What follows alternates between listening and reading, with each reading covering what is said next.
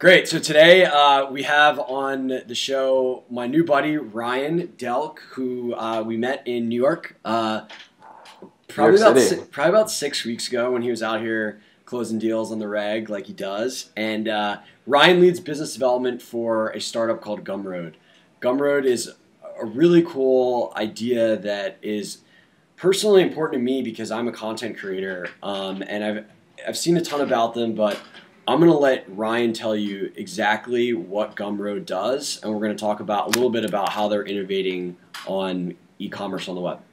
Yeah, so thanks so much for having me on, Scott. Sure. Gumroad is a platform that empowers anyone who's creating content to sell that content directly to their audience. So, someone like you is creating this digital content, it's super valuable. You have an audience who's excited about it. But as you know, I'm sure from trying all these different solutions, and some of which are great, some of which aren't great, it's very difficult to actually find a way to do something which is actually really simple, which is accepting a payment from someone in exchange for that content. Yep. It turns out that this problem scales to a lot of people. So you have artists that are producing music, filmmakers that are making films, authors that are writing books, people that are creating video courses, software developers that are writing software, Photoshop developers that are putting Photoshop plugins together for Adobe products. And this problem scales out to all those people because there's no good way that kind of allows anyone to sell anything directly to their audience in a way that's really simple for them and really simple for their buyers. And so that's the need that we fill. And the goal kind of is just to allow anyone who's creating content to focus on doing that and not have to worry about figuring out the commerce piece, figuring out how they're going to distribute it, but focus on growing an audience, engaging with the audience, and then creating great content. That's awesome. So, the web's an interesting place where today, all these people, they now have their own properties, right? Whether it's Twitter, Exactly. Whether it's Facebook, whether it's my blog, that's where their audience hangs out. And, maybe you could talk a little bit about what the state of commerce was like online for these people before Gumroad and what you guys are empowering them to do. Yeah, so 15, 20 years ago when commerce was first starting to happen on the web through companies like Amazon, no one had their own platform. No one had their own blog or their own email newsletter list, and Twitter and Facebook, clearly didn't exist. So anyone who was selling things on the web, and it was mostly physical content at that point, needed some sort of aggregation point to sell that content. And it took a lot of infrastructure to process payments and do order fulfillment and all this stuff. So it meant that whoever was kind of doing that had to spend 100% of their time building this infrastructure. And so what happened was these kind of natural aggregation points, which we now call marketplaces, arose where people could sell content. So Amazon is the most famous one. You have tons of other ones that kind of died out over the years. And so what happened now is when the shift kind of came to digital content, the same thing happened. So then, iTunes about 13, 14 years ago launched, and they were the aggregation point for music, and then now there's the App Store. Amazon scaled out to ebooks, to films, to all this different stuff. And so, before kind of everyone had their own platforms, you were very, very reliant on these aggregation points. That was kind of the only way to get distribution. It was the only way to get exposure. It was the only way to sell content, really. Yep. But now everyone owns these distribution networks. So you have your Twitter followers, your Facebook fans, you have an email newsletter for your blog like you have blog readers, you have RSS subscribers, you have all these people who have self-selected themselves as interested in your content, and you have this audience, and you own that audience. You can push any content you want, you can determine how often they get the content, what kind of content it is. And so now anyone who's creating content isn't reliant on these marketplaces for exposure and for distribution, but yet we still push kind of everyone to those places. So people will tweet Amazon links to their books, iTunes links to their albums, but it doesn't make sense because these aggregation points have all the power. So iTunes takes 30% of every cut and gives you no data. Amazon takes even more than that for ebooks and still doesn't give you any data. And so what Gumroad does is we allow anyone who has this audience that's engaged, that's excited about the content, to push them content in a way that they can purchase right on the spot, whether that's ebooks, software, films, classes, whatever, and in a way that's really sustainable for them. So we take 5% plus 25 cents, which means that the majority of the revenue stays with the content creator, and then we give them all the data so they can see who their buyers are, what their email addresses are, where they're coming from in the US and the world. They can look at kind of analytics on where the traffic's coming from. We really, really dive into the data, and we allow them to see kind of, okay, is Facebook converting better than Twitter? Is YouTube converting better than SoundCloud? How do I need to tailor my marketing efforts? And it's really powerful because then what it means is that you have,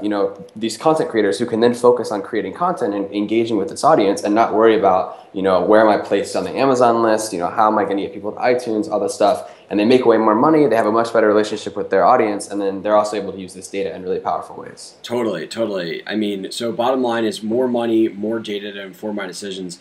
And that one thing that I didn't catch the first time we talked is being able to collect the person's email addresses from people that buy you. For somebody who's into online marketing like I am, that is just huge for all of these. There's all this uncaptured value for all these authors selling books on Amazon where they're not essentially not only not knowing their customers, but retaining the relationship over the lifehood of your career as an author, as somebody who sells products. Exactly. And I think that there's going to be, I think it's happening now, and it's only going to continue to happen where mainstream authors are going to become more and more in tune with digital, with blogging, with maintaining this digital presence because it's a distribution channel for them. Exactly. And that puts you in a powerful place because you're giving them access to essentially build a list. Exactly. Which is really cool. And the cool thing is too is I can still sell my content on Amazon. It's just that I'm going to sell part of it in this other destination where people are already going, like my site, and I'm going to get more data and I'm going to get more of the lion's share of the profit. Exactly. The key is that if you're pushing people somewhere, you might as well push them in a way that gives you all the data and that you make the most money. And it's still good to have stuff on Amazon. It's still good to have stuff on iTunes. We rarely do exclusive deals. We don't require any exclusivity. It's only if the content creator chooses to. But the key is if you're pushing people on Twitter or Facebook or emails or blogs to somewhere, you might as well push them to somewhere which is best for you. And that's kind of what we're trying to be. That's awesome. That's really, really cool. So talk to me about business development at Gumroad. Yeah. What does that exactly mean? Yeah, so there's really 3 tiers of it, and I kind of, my role is, I like to think about it as just growing Gumroad, and there's kind of 3 parts of that. So the first is kind of, strategic kind of deal flow, getting, more people using the platform. And so for us, this kind of, it's really, really broad. So it's everything from doing deals with all the major labels, film companies, management companies, agencies in LA and New York, and getting people, doing deals with big artists, with big filmmakers. So we've done stuff with Eminem, with Coldplay, with Wiz Khalifa, with Bon Jovi, Diplo, Steve Aoki, Ellie Goulding, a bunch of big artists that have sold content. You better get some sweet concert tickets, man. Yeah, I'm working on that right now, actually. Way to go. So we kind of have this whole vertical, which is entertainment industry, kind of really big, artists. And so I focus, some on that, and that's a big vertical for us. But there's also this whole piece of independent content creators, which is, the author that's launching a book on Hacker News. And believe it or not, and this is software developers, indie filmmakers, all this stuff. Believe it or not, that vertical is actually, we have, authors that are making as much or more as those big name acts that I listed. Who are selling their albums, who are selling their merch, who are selling all this stuff because they have this incredibly engaged audience who's really excited about the content they're creating. They're creating really high quality content they can charge a lot for, and they're producing a lot of it. And so, we have lots of authors who are making 6 figures every year. Most of them haven't even been on Gumroad for a year, but annualized are making, $100,000, $200,000, $300,000, selling content. And, especially, even if you're a big artist, if you can make $300,000 selling something, that's a big deal. And so we're seeing a lot of growth in that indie sector, and that's what's the long tail for us. So that's kind of one piece, is getting more content on the platform. And then the second piece is, just kind of growing Gumroad's brand. So finding creative ways to, especially among this kind of indie creator community, grow our brand and make Gumroad kind of the champion of the content creator. So empowering them, a lot of that's marketing, a lot of that's, being at the right conferences, talking to the right people, getting cool case studies together, all that kind of stuff. And then the third piece is platform integrations, and that's something that we've worked a lot on with guys like Twitter. We're a launch partner for the new product cards, working with integrations with SoundCloud and with YouTube, so you can put Gumroad links into the annotations of YouTube videos. Wherever anyone's going to be sharing content, we want to do anything we can to make it as easy as possible for people to transact there. And there's certain limitations in place on certain networks, but we try to kind of make sure that we're doing as much as we can on behalf of the content creators. So that's kind of the 3 tiers of what growth and BD looks like at Gumroad. Got it. Well, I have lots of questions, of course. Awesome. So, on this startup Gumroad, I had a TechCrunch article, whoop-de-doo. I approach a major record label. How do you convince that record label that working with this startup that may or may not be around in a year is is a good idea for their signature artist, Eminem or whoever it may be?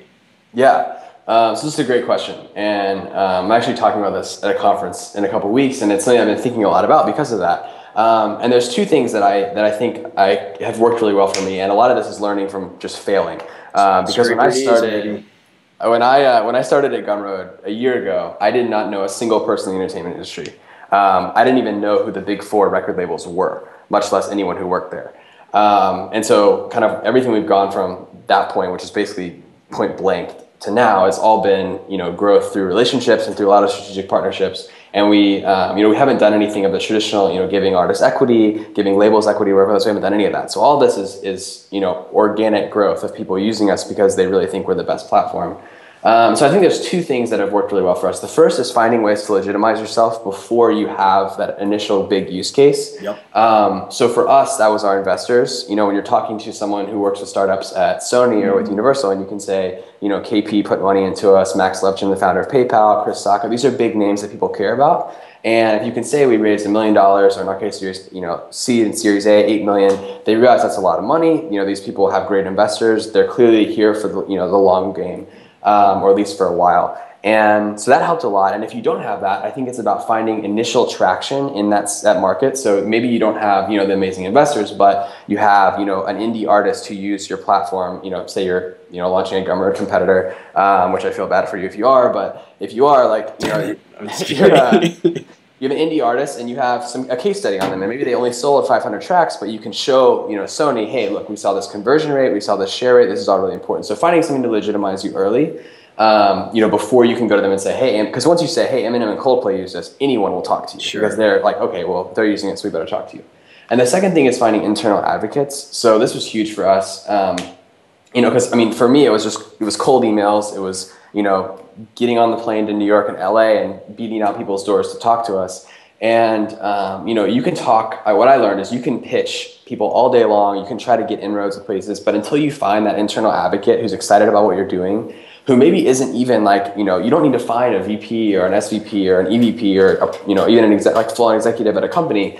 It can be someone who's lower. It can be someone's assistant if it needs to be. But find someone who's really excited about what you're doing, who likes you, who's excited about the mission and the goal of what you're doing, who internally, you can seed articles to, hey, we just did this press push. Hey, here's a case study we did. Hey, here's another release. And then when you come up in conversation, they're there to validate you. And even if it's someone who's, very low on the totem pole, that's more valuable than you can imagine. So at a lot of the big record labels, we found this. At a lot of the big talent agencies, we found this. And, looking back, I did this because I'm thinking about this talk, and I went back and looked at how kind of the relationships that helped us the most, how they first happened. Mm-hmm. And every single one of them was a cold email that just said, hey, kind of the initial ones. And there was a lot of intros, but the initial one was a cold email. Hey, we're working on this thing called Gumroad. It'll make your artists a lot more money, or your filmmakers, whatever, a lot more money, give you a lot more data. It's really interesting. Can we chat? I'll be in New York, next week. And one of the best tricks, which I'm sure you've done this, is if there's someone you want to talk to, there's a much exponentially higher percentage chance they'll talk to you if it's going to be an in-person meeting versus a phone call.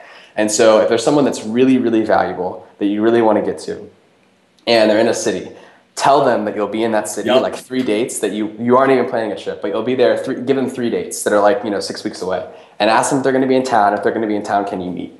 And only do this for super, super high value people. But it shows them you're going to be in town. It's like, okay, cool, he's coming to New York. It must be valuable. And then they'll give you a date. Like, yeah, let's meet then. And then you structure a bunch of meetings around that. But it's a great way, because a lot of times people are hesitant to get on a call. It's annoying. They're driving, whatever. Like, they don't want to do that. But if you're going to be in person, if you come to their office, it shows you're committed. It shows you're really serious about it. And that's a trick that's worked really well for us. And I mean, you can still use that from time to time, even now. I use that, but constantly. Exactly. I call it the neighborhood technique, and what I think is really important too is you want to make it seem super casual. Oh, absolutely. It's like yeah, no, I'm gonna be out there for at the end of the week. I think I have a few free hours on Thursday or Friday. It would be great to swing by. And then they're like, yeah, sure, come by. Bam, book the ticket. 100%. I love that. I had one of those where actually I had to go to Amsterdam to close a deal. And nice. it was just the best situation ever because we got the deal. I got to go to Amsterdam. It was awesome. Awesome. You got the frequent flyer miles too. Exactly. Big. I love that. So one question I have for you is, so it sounds like, whether finding that internal champion, it's kind of almost like it's very hard to do, like to like target that person. But I guess like what you were able to do was really identify those person and pinpoint them.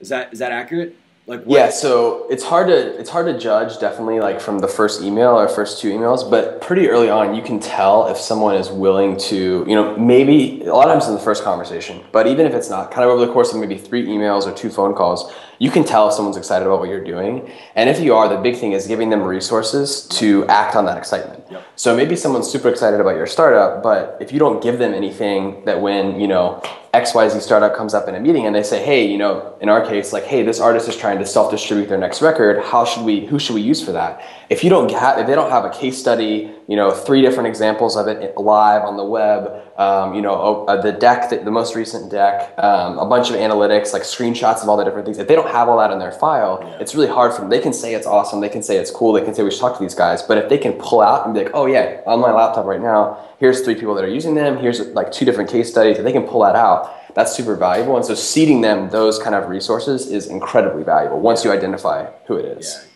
Yeah. I always like to call that like arming people. Exactly. To be, your champion. And I think one thing that's really important too is like, I definitely screwed this up in the nascent stages of like BD. Like, you want to capture all of the things that could be potential ammunition instead of just being like so excited about doing deals where you like set it up in the beginning. You're like, okay, I know that like give me all of the data that you had before and give me the data. Like, we're going to look at the data that we were able to drive through this partnership because I want to build a case study not only for you, but then in your head, I want to take this to everybody else. Exactly. And having that foresight is huge for any startup, any company. And that's awesome. That sounds like you've been able to do that.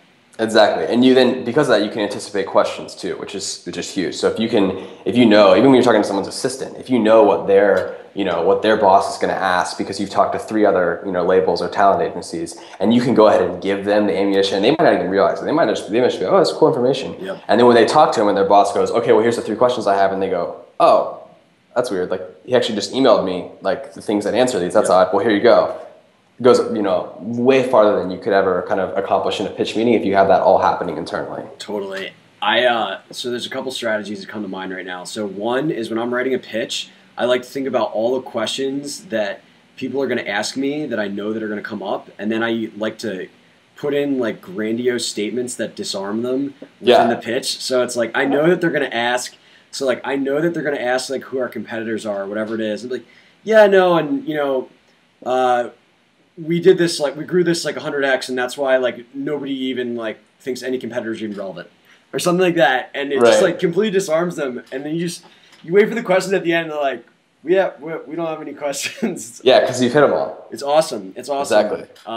Which is great. And then I think, I mean that's really great stuff, dude. I love to hear that. So talk to me about the platform integrations, because I think that's pretty interesting probably to some people. I saw the article about Twitter on the blog. I'd love to hear about that. Yeah.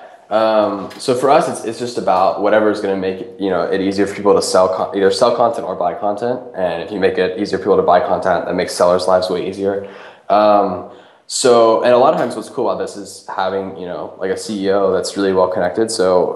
Involved in the startup community, because a lot of the executives all know each other. So, like in our case, Sahil knows, a lot of these kind of key players at these different platforms. And so it makes these conversations much easier than like just a cold email to Twitter asking, hey, can we be a launch partner under product cards? It's probably not going to happen. But one of the things that I would say, if you are trying to get these platform integrations, is anytime that you have an opportunity to kind of like, I don't know what the best way to say this, the most appropriate way to say this. There's a lot of ways to say it that probably aren't kosher, but kind of like just seeding information that is going to make people that are very biased towards their platforms happy. So, if you notice that Twitter or Facebook is like a huge conversion driver for you, or it's like better than their rival, like let's say Facebook's better than Twitter, and Facebook's going to have this product coming out that you want to be a launch partner on, be very public about that data. And, email people at Facebook, and, by the way, we just did this analysis, thought you'd like to see that Facebook converts better than, YouTube or Twitter or whatever for our platform, or whatever you want it to be. and 6-8 months in advance start seeding that. So Twitter is a huge driver for Gumroad, and so we were writing blog posts about how to use Twitter effectively, and also Facebook too, but a lot of blog posts on Twitter, and we were seeding, hey, this is really good data, and so whatever it is, do that, and that's going to start to build those relationships, and it gets people excited about it. And then we're thinking about, what's an innovative company that's using, maybe it's YouTube, maybe an innovative company that's using YouTube really well. Then you come to mind because you've given them all this cool data about how YouTube is really good for your app, which is the best converting platform, all this stuff. And that kind of makes those conversations later on a lot easier because they're already kind of, excited about what you're doing. They know that you're an advocate for them, so they want to kind of become an advocate for you. Yeah, totally. Constantly stroking them, stroking their egos, making sure the Kindle doesn't go out, giving them everything you need. That's great. Right. And you got to make it really authentic too, which is important because it has to be real data and really, stuff that you guys are excited about. Totally. I think one cool thing too is, you use those instances use those instances in two ways, right? You use them to make people feel good, but then you also can, especially pre-launch or something, use this information to motivate the other parties to act, right? Yeah. So when we launch with a partner that's a big partner, I'll call somebody and say, and I know the launch is going to go live and there's going to be press or something about it.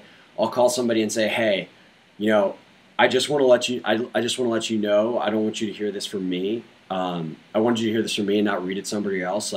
We're launching with this person tomorrow or whatever it is, and it's probably going to be some press around it, but or this data happened, or putting this on our blog, and I just want to let you know instead of reading it from me because we really want to see you guys successful and we just want to keep you in the loop with everything. Yeah. And then all of a sudden it's oh gosh, those guys are doing this and they're doing this well. We need to do better, and right. You kind of light the competitive flames, which makes people motivated to work with your startup at a deeper level. Right. Absolutely. That's great. So I always get this question. I'm sure you get it a lot. It's how do I get a job in biz dev? How do I get a job in biz dev? Talk to me about how you joined Gumroad. How you found Gumroad. Just give me the whole story. Yeah. So before that, the one thing I always tell people is add value before you ask for value. Yep. That's something Chris Sacca, I don't know if it's actually his quote, but something that he said. And I think that's the biggest thing I would say to anyone trying to get a job at anywhere that's, Gumroad, any type of, if you want a business kind of growth job, luckily there's a lot of things that you can do. There's a lot of analysis you can do, a lot of, you can onboard people onto the app. You can do a lot of things that add a lot of value, especially if it's a startup and they have a small team. There's a lot of things. And this is, I think Dan in an interview with you had talked about how he analyzed the copy on 37 Signals website. Great example of that. That's something that they likely did not have the resources to do or hadn't done at that point. Maybe they did, I don't know, but he sent that out immediately. You're going to get someone's attention. You're going to get them excited, and they're going to talk to you, and they're at least going to have a conversation. Yep. So that's the biggest thing I would say. Totally. Regardless of industry, there's always value you can add, and it shows people that you're excited about what they're doing, and you're willing to kind of go out there and actually put in some sweat equity before there's even an opportunity on the table. Totally. And that goes for anything. I mean, that goes because there's I like to call it, or somebody else coined this, but it's called the Law of Reciprocity, right? Where people are essentially when you do something for them, for whatever reason, it makes them feel like they need to do something for you, or they want to help you out more, or they have a higher propensity to help. So I mean, even doing a favor for a potential partner, I know that that's going to come back in value for me tenfold, or me, doing a site analysis or whatever it is. So could not agree more. Yeah. So tell me about how you ended up at Gumroad. Yeah, I mean, so I was in school. I was finishing up my junior year. Or I guess in the middle of my junior year, and I had spent the previous summer in Nairobi, Kenya, helping a bunch of working with tech entrepreneurs there, and then kind of got into some kind of VC stuff on the side. Really interested in tech. Started working for Square when I got back that summer, kind of remotely while I was at University of Florida, and was just kind of figuring out what was for the summer. I thought I was going to join Square, either an internship or intern to full time. I had one semester left, kind of after my junior year. I would have one semester left, so I wasn't sure if I was going to go back for that or wait and finish that later. And I don't remember actually how I first heard about Gumroad. I saw his blog, I think, while he was at Pinterest. I think he wrote a blog post about it still, or while he was still at Pinterest. And so we had gone back and forth on email. I was out in SF talking to a couple of different companies, and just got together for coffee. Really enjoyed it. There was a lot of, I'd kind of seen how successful Square was. I'd seen a lot of kind of, what was working really well there. And there was a lot of, a lot of correlations to Gumroad, because it was kind of Square for the web, and it was kind of democratizing commerce online, and Square was democratizing commerce in the real world. And so I immediately saw the potential, and I, kind of when I first heard about it, I thought this was the future. But I wasn't sure if it was just going to be a side project for him or something he was actually going to do. So I think when we had coffee, he had just raised this seed round, or was about to, I was going to announce the seed round soon. And so it just kind of it worked. And so I had a lot of ideas for ways to grow Gumroad. He was really excited about it. And so started working kind of remotely while I was still at school, and then came out for the summer and just never left. So that was a little over a year ago. So I mean, it couldn't have been that simple as him saying, "Hey, do you want to work with me? Like, we just had coffee. Like, you seem like a cool dude who's got his act together." I mean, did you start when you identified that, holy crap, I need to be a part of this? Yeah. What did you do to, how did you make that opportunity actualize itself? Right? Like, how did you take it? Yeah. How did you act on that? Let me actually see if I can find the email chain. That will be the best way to type. Okay, so yeah, so it sent. So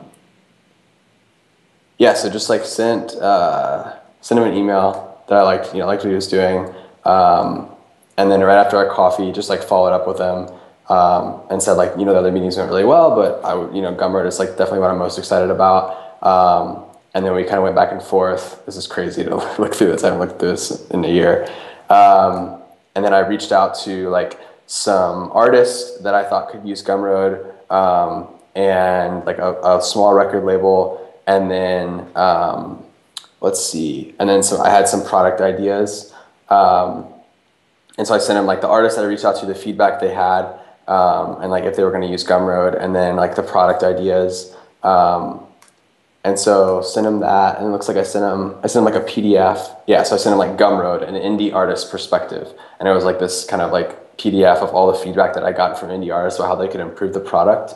Wow. So I sent him that, and then I sent him, and so then he was sweet, let me think about it or something. And then, so he said basically done deal. And I don't know if I was sure that it was a done deal or not. He writes very brief emails, which is awesome, but I wasn't really sure. And so I sent him 2 days later, I sent him basically lucrative partnership opportunities for Gumroad. And so it was one section was all these user aggregation points, CD Baby, SoundCloud, RStage, Lulu. And then the other section was content creators. So WeVideo, Blur, 48 Hour Masters, those type of places. And then it looks like after that, it was game on. So awesome. Yeah, I love it. There you go. From the source. Dude, classic proof approach. I mean, do the job before you have it. That's it. There's literally no better way to de-risk yourself as a potential hire, whatever it is, than to do the job before you have it. Right. And I love that. I love that you did that. That's awesome, man. That's really cool. Absolutely. So, okay, so I want to ask one more question, then I want you to publicly voice how people can help you out. Sure. Because I appreciate your time, and hopefully everybody that learns from this does as well. So, what do you think? What's the biggest? This can be about business development. It can be about startups. It can be about product. What do you think? The biggest surprise that you've had, in terms of something related to building a business or doing BD or whatever it is. What's been the biggest aha that you've had since working at Gumroad, or maybe just one incredible thing that you learned that you didn't know? Yeah. So there's two things. One related to BD, one related to just startups in general. Okay. Startups in general, I think we underestimate our human ability. We underestimate how far we can push ourselves when we're excited about something. And so I just from my past work experience, which like is limited. But if you talk to a lot of people and you say like, how would it be to work 80 hours a week or 90 hours a week?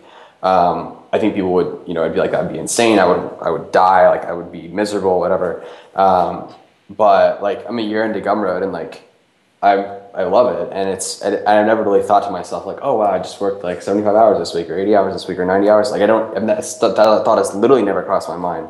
And I think that we underestimate, like when you're excited about something and you're building something that you think is actually creating a lot of value for the world and you feel like you're really contributing, you can push yourself so hard and like really like, waking up at 5 a.m. to catch a flight and taking a red eye like 3 times in a month or whatever. It's like, it doesn't become that big of a deal and it just becomes kind of part of life. And you learn to like still take care of yourself and like, have time off and unplug and all that. But I think we don't realize like if you're really excited about something and you're in a place that you love and what you're like just pumped about what you're doing, like the amount of work that you can get done, how hard you can push yourself, like it's really easy to be in the office early in the morning and not leave till, midnight. And it's really easy to be on the road all the time. And it's definitely like there's moments where it sucks and you're like, oh, I can't believe this is happening. But I think that just in general, like if you find something that you're really excited about, you can push yourself way harder than you think and be super, super effective at what you do.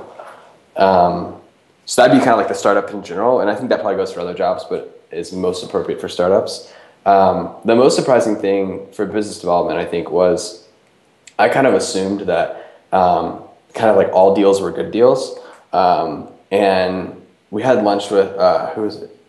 Keith Boyd was talking, and he said, like my job, like what I view my job as, which I think he's one of the, like probably the best like growth person, maybe in all of startups. And he said, my job as like COO of Square was to basically figure out basically to say yes or no, to figure out what things that looked like bad opportunities were actually good opportunities and get us to focus on them.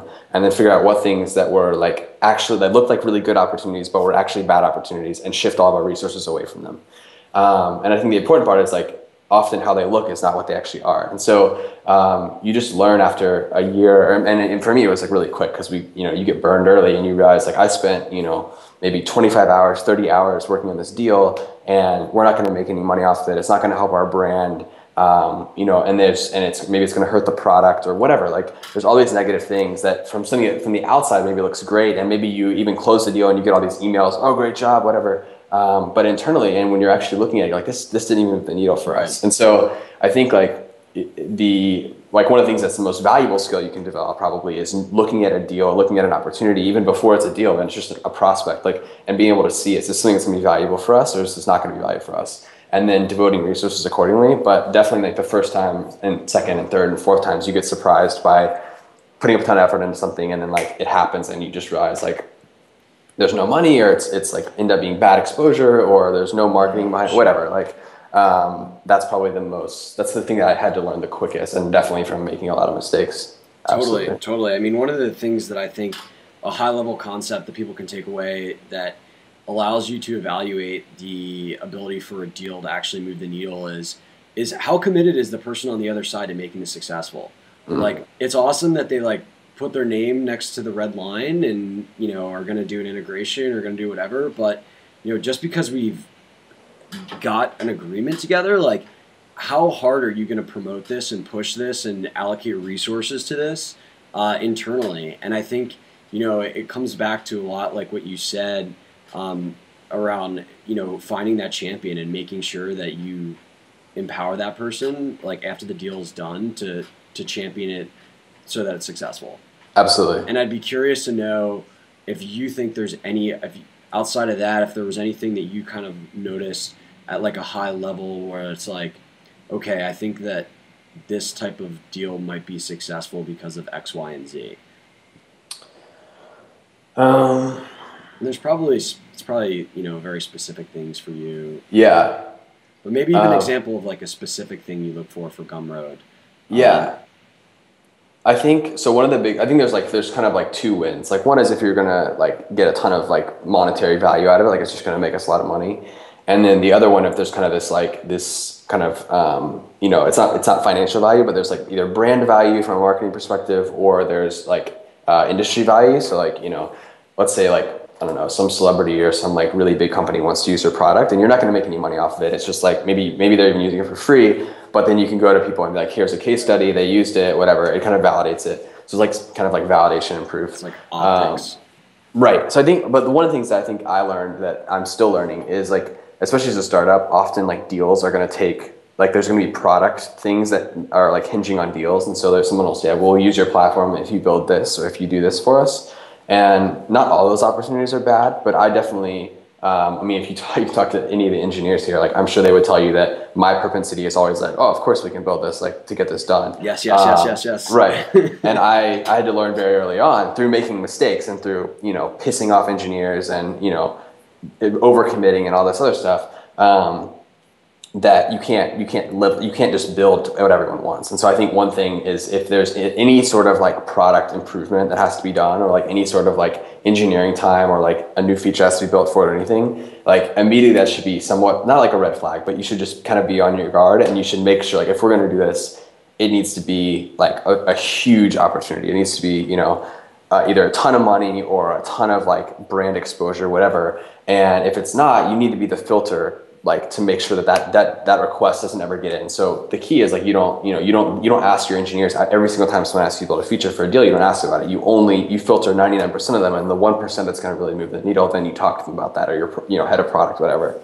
And so I think that's probably the biggest thing that you could see as a red flag. And then if like a good way to know if it's a good deal, like you said, is if they're really excited about it and they're willing to put in the work. So if someone comes to you and says like, hey, we love what you guys do, we want to use your product, and we saw you have an API. We want to, like, that's as soon as someone says like we saw you had an API, we introduce something, I'm like, okay, this is going to be good, because it means they're using their dev time, their resources to build something on top of the platform, or using the platform or whatever. And once someone spends their time on it and is committed to it, that means that likely it's worth, they've like calculated an internal ROI and said, okay, this is worth it for us. So anything that you spending your time to actually close it is very, very, you know, it's almost definitely valuable, and also will take way less of your time because they've already committed and they're willing to make it happen. I was going to say that that's something that I do is if somebody asks me for something special, in order to broach like whether they're worth working with, you can ask them to do something, right? And see if they comply. And I do this in freaking all walks of life, where somebody like asks for me to like I use it as a filtering mechanism where I put hurdles for people to see like who's legit and who's just going to waste my time. So like somebody's like, hey, Scott, I want to grab coffee to talk about how to get a job in biz dev. I'll be like, great. Can you answer these 3 questions and meet me at 8 in the morning? And that weeds out 90% of the people that just want to come and talk to me about, you know, them. And, you know, for that 10%, like those end up being the most like rewarding, fulfilling conversations. And you see like who's serious about making changes or actually doing shit. So I think in general, it's just an awesomely valuable practice. Okay, man. So we are we're past a half hour here, and it's been awesome. Trucking. But I want to let people know how they could help you and Gumroad out. And where they could find, if they want to sign up for Gumroad, how to do that, and where they can find you online, whether you have a Twitter profile or whatever that is. Yeah, so online, I'm at Delk on Twitter, and then my emails are at gumroad.com, just the letter R at Gumroad. And so I'm always happy to chat, connect, whatever. So one thing I would say is if I can help anyone out with like advice, thoughts on startups, you know, connections, whatever, like I'm always happy to help. So email me, tweet me, whatever, if you want to chat about that. In terms of Gumroad, if you're creating content that you want to sell, I would love to talk to you. So anything, even if it's a super small thing you only expect to sell $50 worth, I'd still love to talk to you.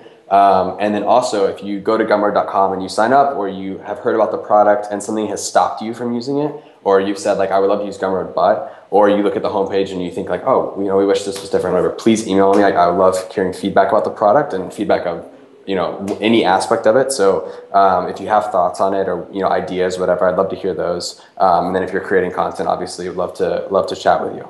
Sweet. All right. Well, I'll put all those details in the show notes, but dude, this has been great. Thank you so much. Yeah, thanks so much. And absolutely. go sell stuff on Gumroad. You won't regret it. Awesome. Thanks, man. See ya. See ya.